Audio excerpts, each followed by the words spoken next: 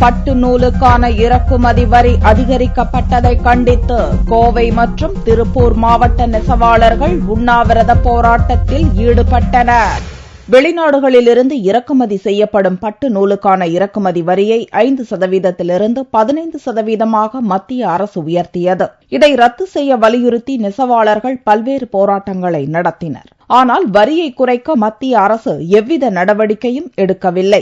இந்நிலையில் இதை கண்டித்து கோவை, திருப்பூர் மாவட்டங்களைச் சேர்ந்த நெசவாளர்கள் உண்ணாவிரதம் மற்றும் கடையடைப்பு போராட்டத்தில் ஈடுபட்டனர். மத்திய அரசினுடைய திடீர் மூலப்பொருள் விலை உயர்வு 15% உயர்த்தினதுனால இந்த தொழிலே செய்ய முடியாத ஒரு அளவுக்கு உற்பத்தியாளர்களும் தொழிலாளர்களும் பாதிக்கப்பட்டதுனால இந்த கண்டன ஆர்ப்பாட்டத்தின் மூலமாக இதை உடனடியாக ரத்து செய்ய வேண்டும் என்று இந்த அறப்போராட்ட உண்ணாவிரதத்தை தொடர்ந்து செஞ்சுட்டு வர்றோம். வரும் 25ஆம் தேதி வரை நெசவாளர்கள் வேலை நிறுத்த போராட்டத்தில் ஈடுபட உள்ளதால் கைத்தறி உற்பத்தி பெரிதும் பாதிக்கப்பட்டுள்ளது.